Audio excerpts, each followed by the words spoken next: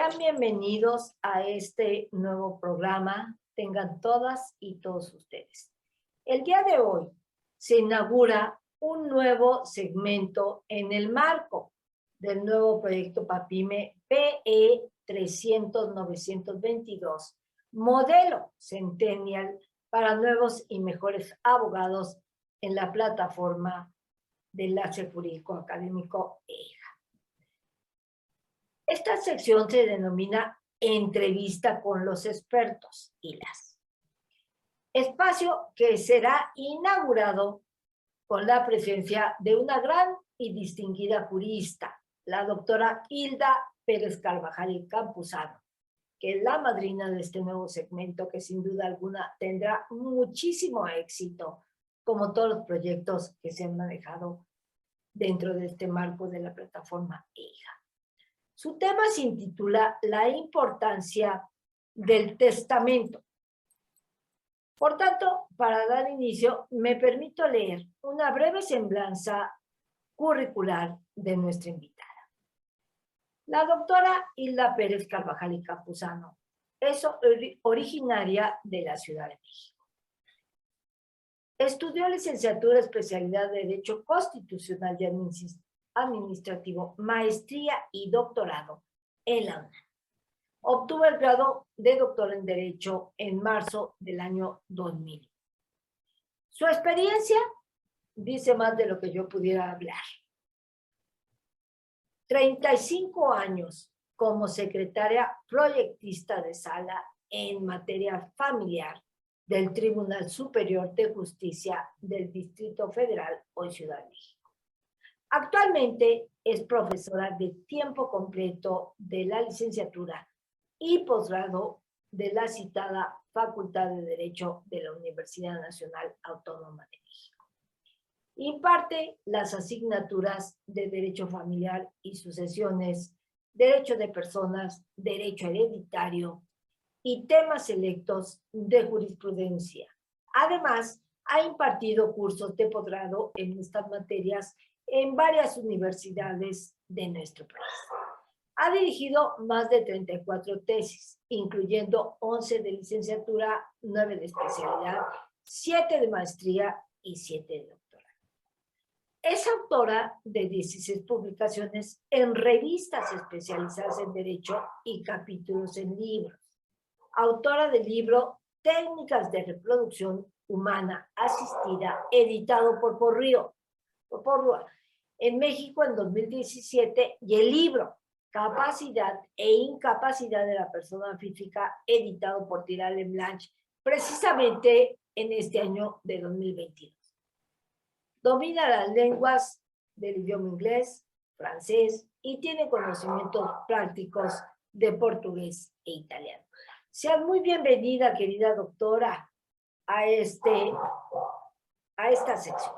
Bien, vamos a iniciar con una serie de preguntas con las cuales me gustaría escuchar tu opinión, tu conocimiento y sobre todo tu concepto.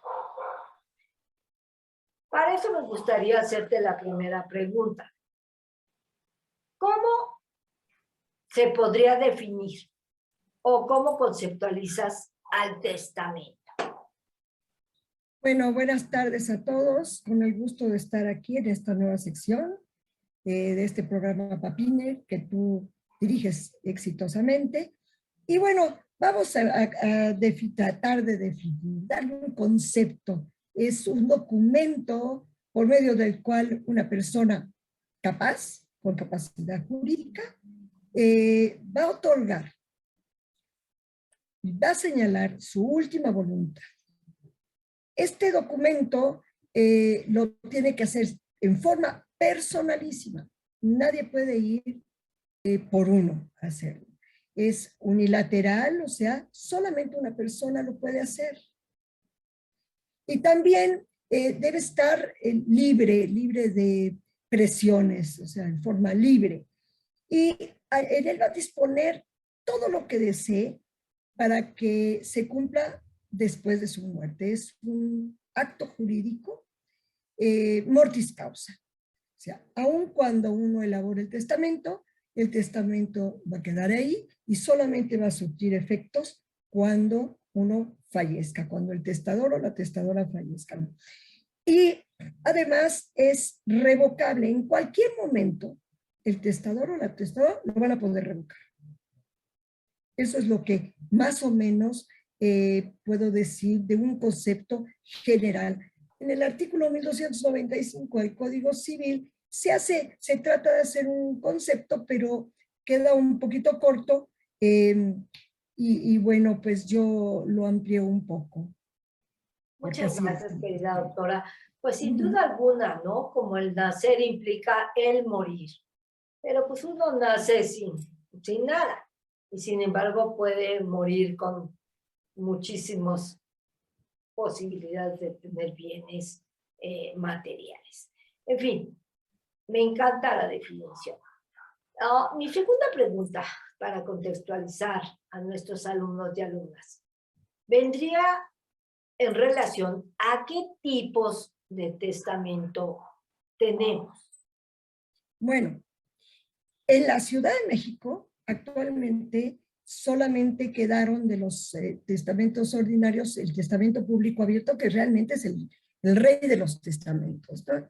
Y como testamento especial el hecho en país extranjero. Son los únicos dos que quedaron.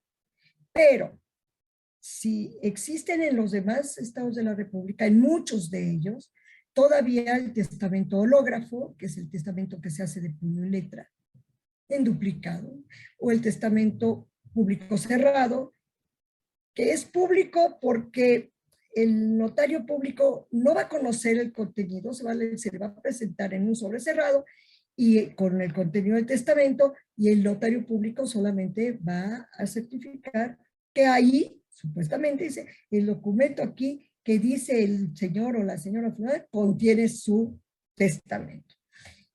De los testamentos especiales, pues estaban el privado, el militar y el marítimo, y que realmente, qué bueno que los derogaron en la Ciudad de México, pero con respecto a los testamentos ordinarios, que eran básicamente en la Ciudad de México, el público abierto, que es el que tenemos, que conocemos prácticamente todos, el hológrafo que les comenté, el hecho de puño y letra, y el público cerrado. Había otro testamento llamado público simplificado, pero realmente era un testamento.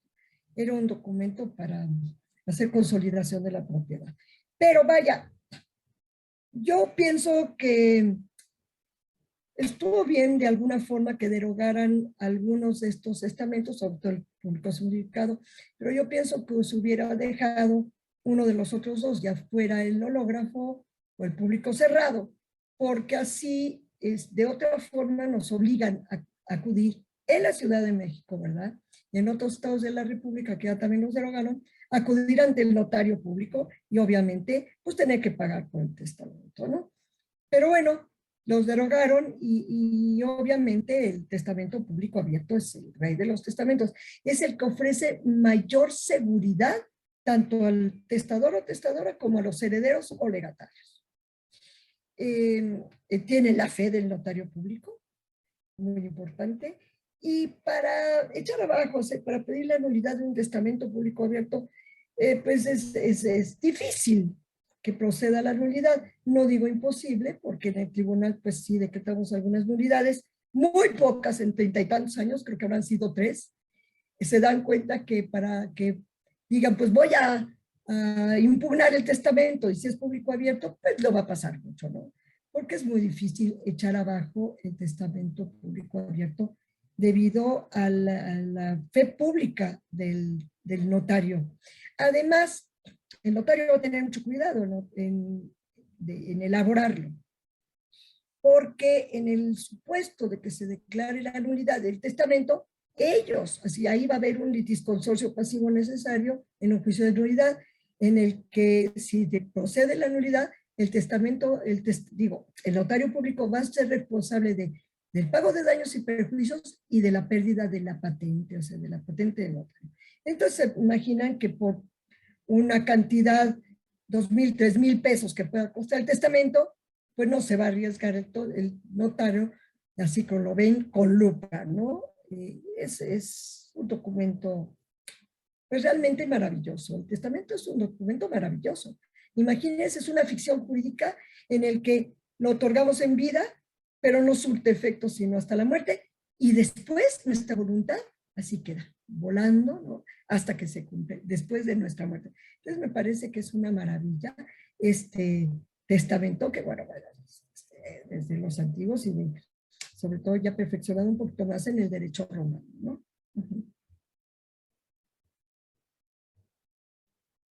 Coincidimos plenamente, querida doctora Hilda.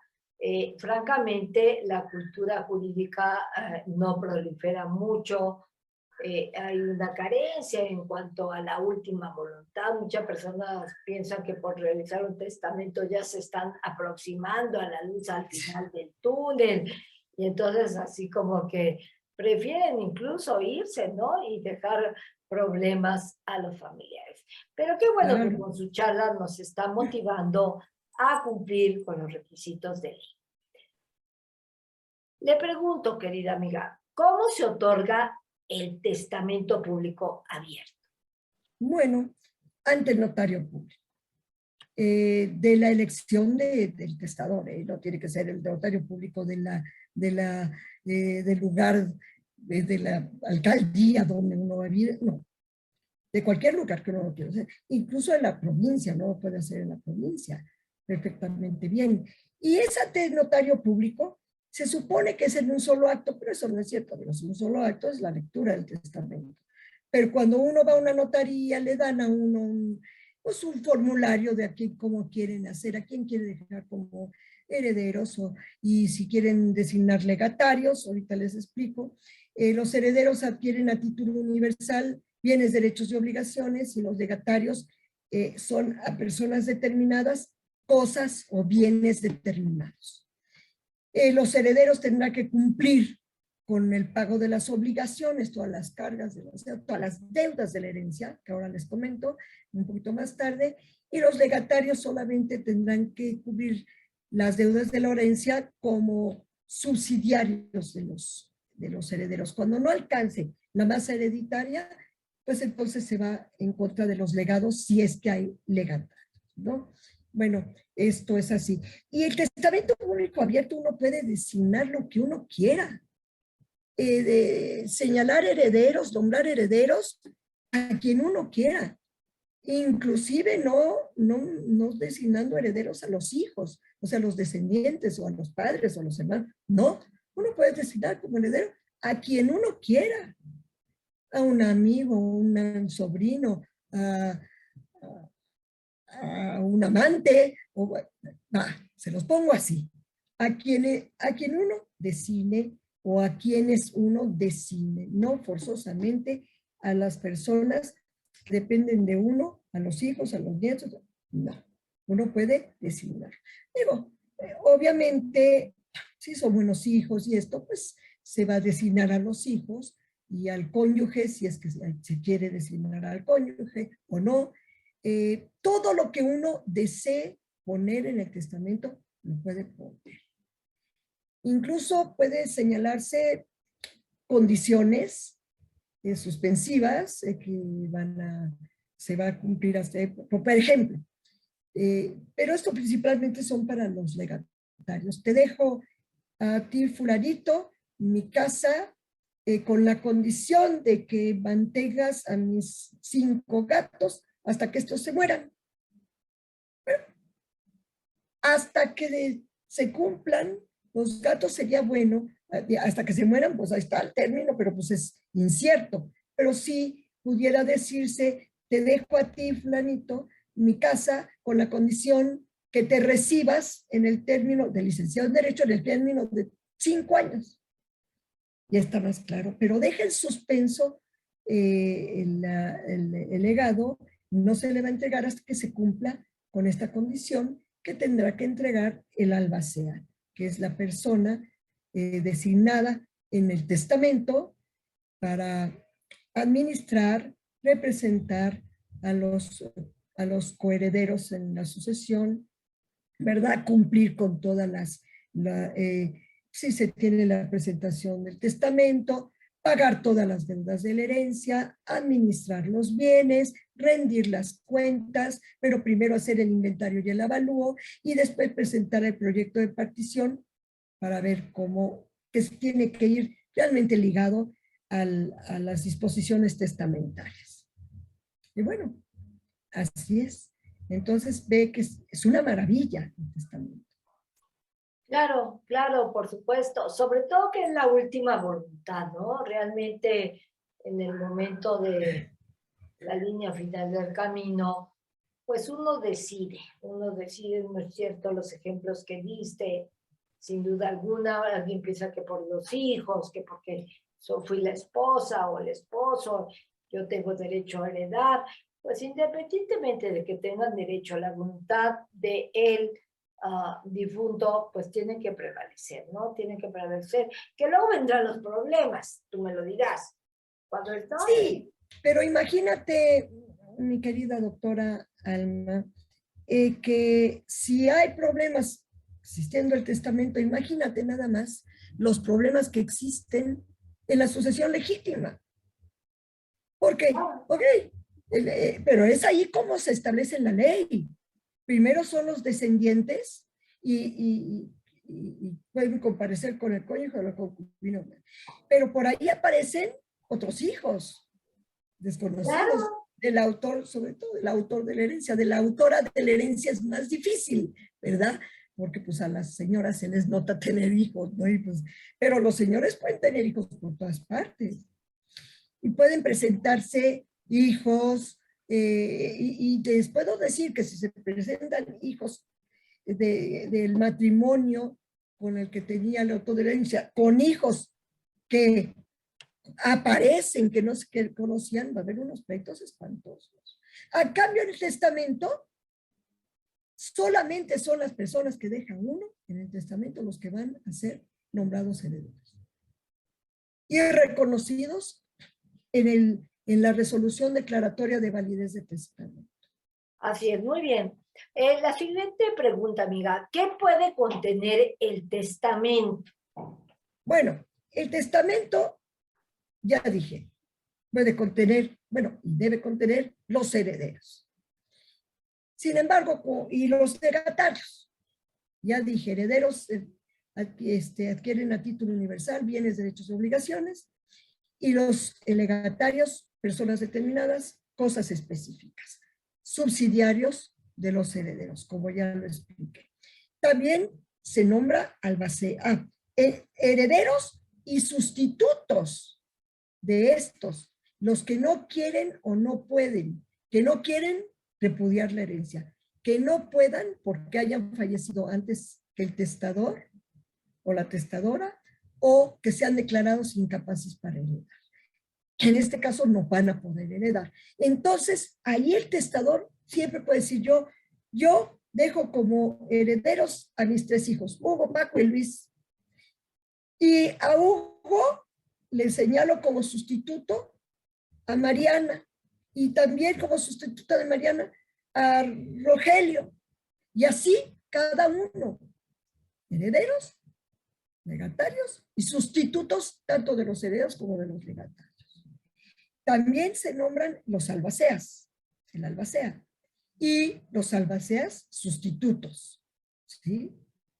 También se nombra, se designa a los tutores cuando hay menores de edad.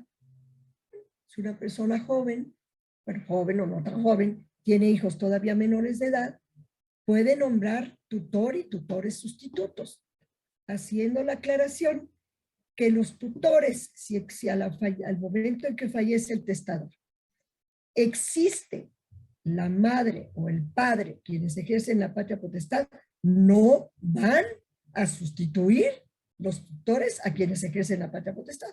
Esto solamente es para el caso de que no haya quien ejerza la patria potestad de los menores, entrarán los tutores que se señalen en el testamento. A esto se llama la tutela testamentaria, porque hay cuatro tipos de tutela: la tutela cautelar, la tutela legítima, la tutela testamentaria y la tutela dativa. Esta es la tutela testamentaria, la que se señala por el testamento. También se puede reconocer hijos en el testamento. Se puede reconocer hijos. Y si aun cuando se revoca el testamento, el reconocimiento de un hijo o de varios queda firme. También puede haber reconocimiento de deuda, ¿sí? Bueno, es todo esto que es una maravilla que puede poner el testador en su testamento. Ya les dije, a los herederos o legatarios les pueden poner condiciones suspensivas que se van a quedar en suspenso, ¿verdad? Es el acontecimiento futuro de realización incierta, o bien resolutorias, que son las que se ejecutan al momento en que se va a abrir ya el testamento, en que fallece el testador, como cual te dejo a ti, Marianita, mi hija, la cantidad de 10,000 pesos mensuales hasta que llegues a los 30 años. Y esa es resolutoria porque se va a dar inmediatamente, no como la otra que se va a tener que esperar. Bueno, todo eso se puede poner en un testamento, ¿sí? Todo eso, lo que uno quiera, siempre y cuando no sea ilícito, porque si se dejan, hay condiciones que se tienen por no puestas. Por ejemplo, todas las negativas se tienen por no puestas. Que no entregues esto, que no recibas lo otro, que no compres, que no vendas. Las de tomar o dejar de tomar estado. Que te cases con aquel o con aquella, o que no te cases con aquel o con aquella. ¿Sí? O que no te vuelvas a casar al cónyuge, por ejemplo, que luego les da por poner ese tipo de cosas, pero se tienen por no puestas.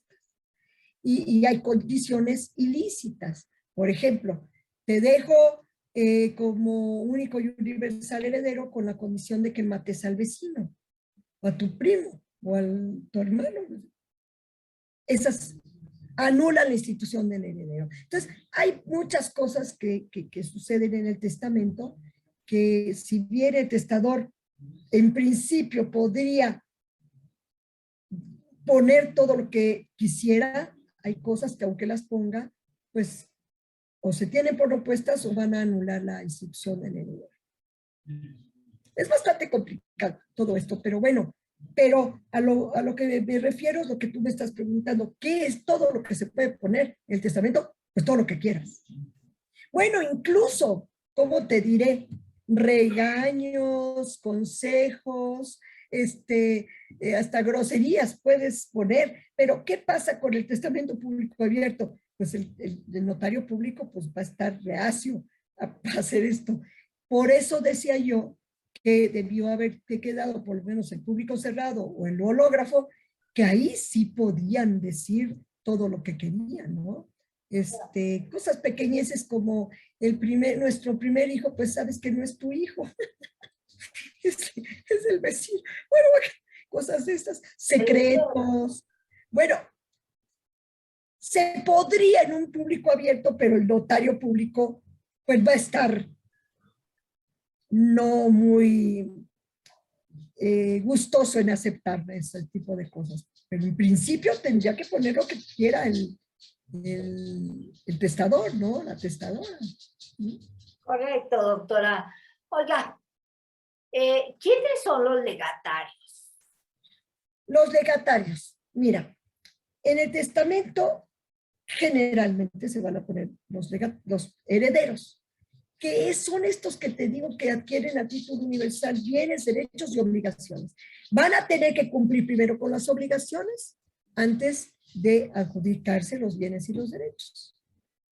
Y los legatarios son personas a las que el testador o la testadora van a designar como si fueran algunas pequeñas herencias privilegiadas. Pues, ay, te dejo esto y esto va a ser para ti. Al otro te dejo esto otro y esto va a ser para ti. ¿Sí? Pueden no poner condiciones de ninguna especie, sino solamente un legado simple. Te dejo mi casa, a Mariana y a Juan le dejo mi departamento. ¿Sí? Pero esos son los legatarios, que podrán no cumplir condiciones o tener que cumplir condiciones si las establece el testador. Y en el artículo 1286 del Código Civil, ahí se establece que cuando toda la herencia se conforme en legados, que no diga de sino herederos, que esto ya no va a suceder mucho si es testamento público abierto, porque el notario público va a decir, no, se tiene que poner en los herederos y después ya los legatarios. Pero imagínense que pues se le fuera al notario o cualquier cosa y que dijera el testador, es que yo nada más quiero poner legatario, yo nada más quiero poner que este reciba esto. Se consideran como herederos. Cuando la herencia se conforma toda en legados, se consideran a estos legatarios como herederos. ¿Por qué?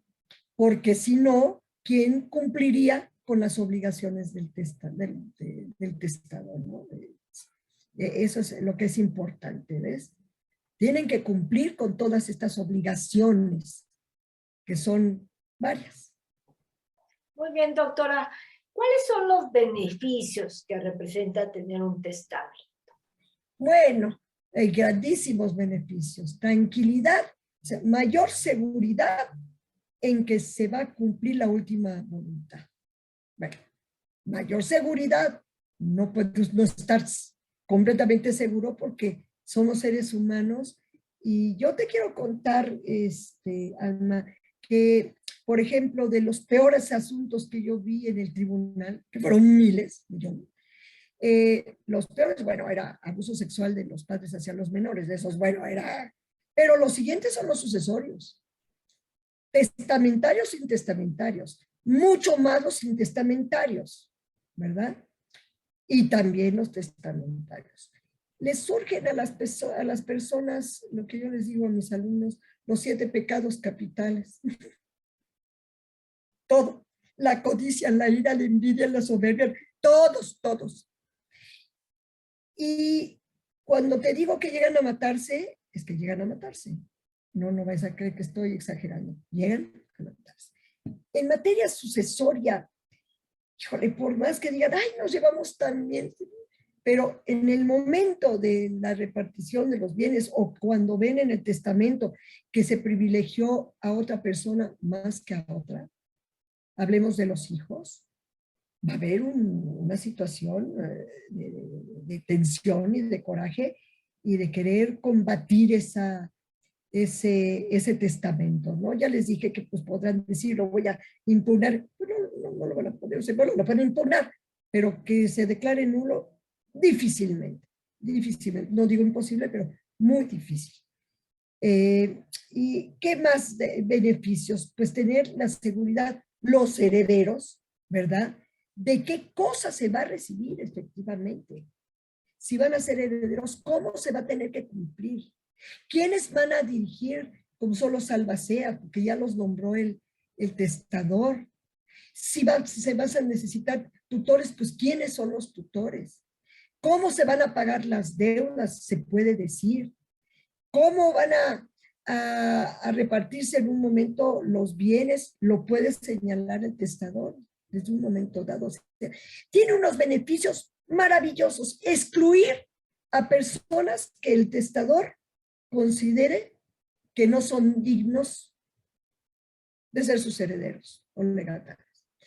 No todos los hijos son buenos, ¿eh?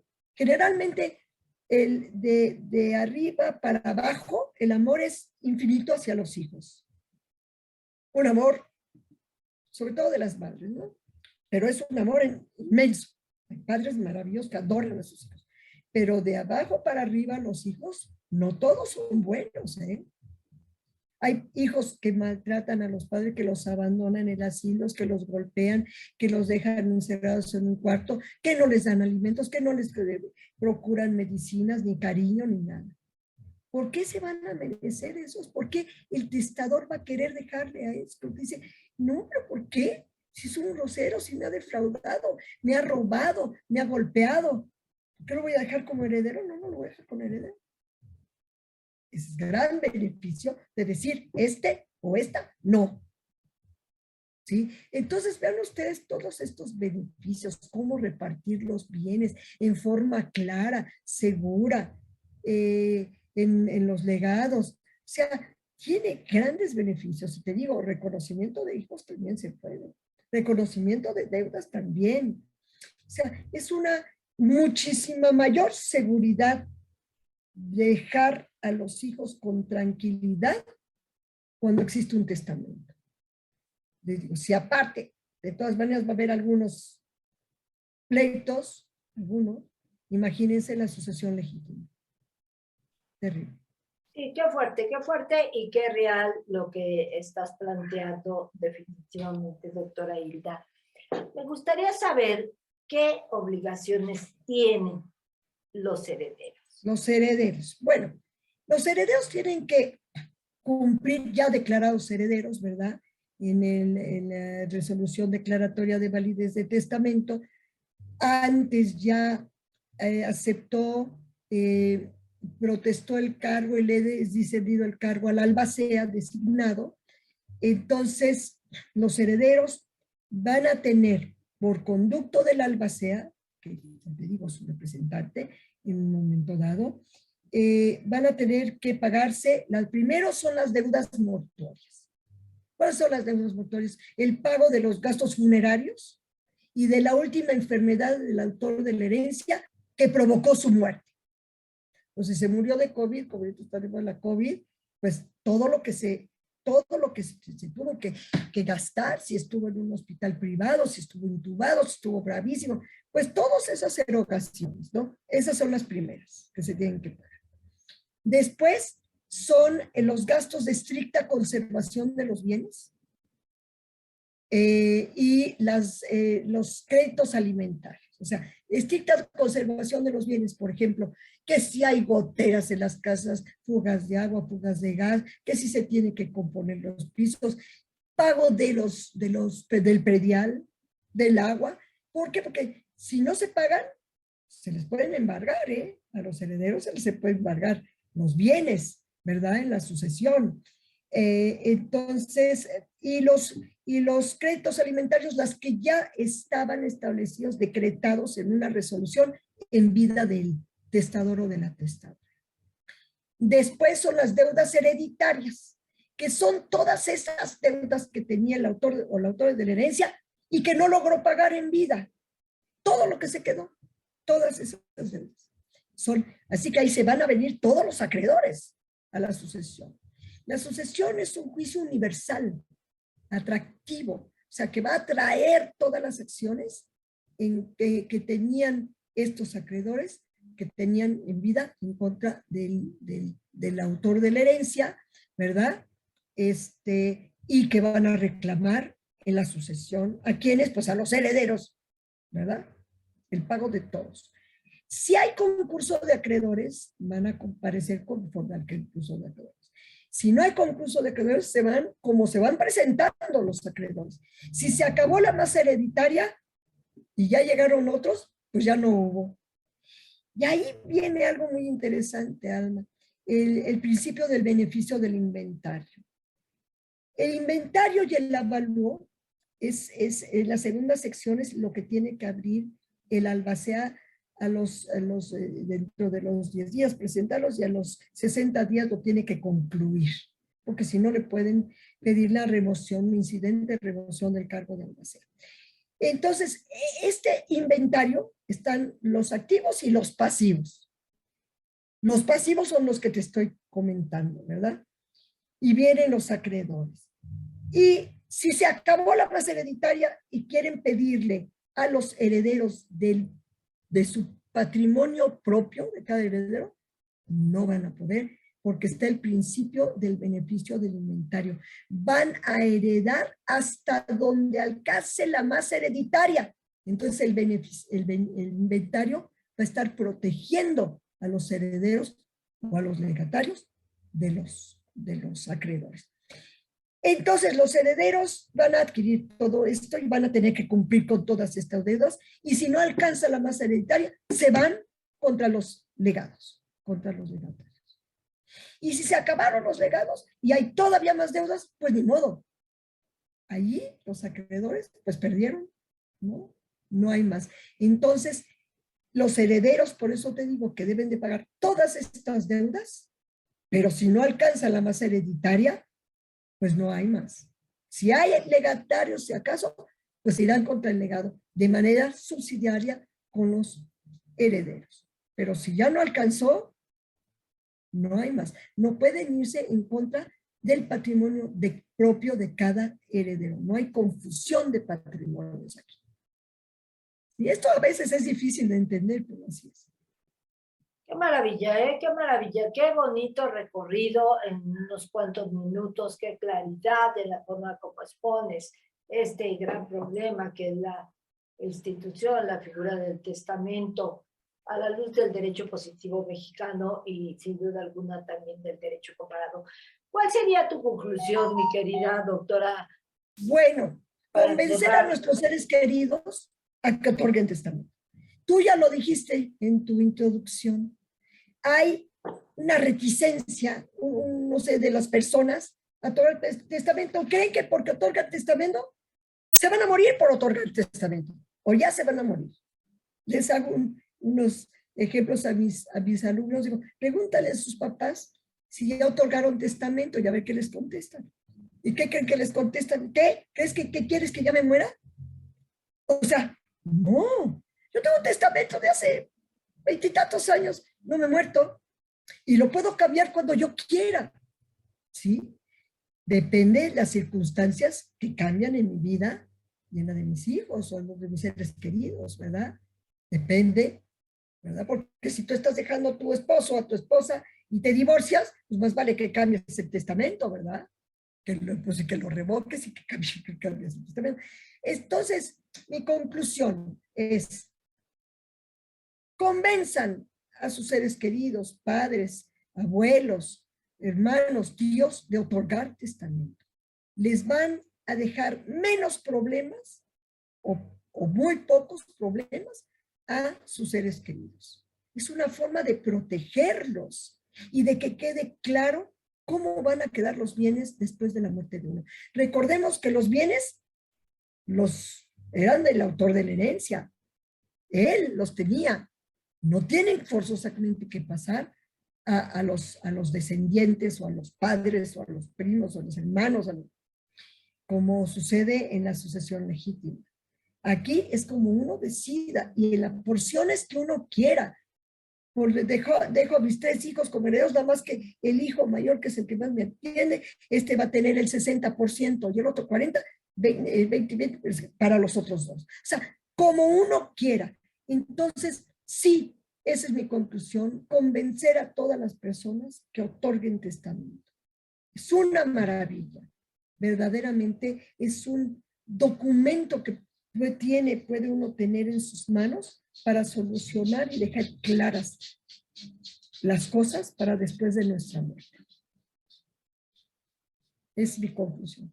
Muchas gracias, querida doctora Hilda Pérez Carvajal y Camposano. La verdad, con este tema, la importancia del testamento, inauguramos, como ya lo dije, esta sección de proyecto PAPIME PE 30922, modelo Centennial de enseñanza para nuevos y mejores abogados. Plataforma EGA. Es un verdadero placer haberte escuchado. Muchas gracias. Arrancar con tu expertise en estos temas de derecho civil. Gracias. A ti, Alberto.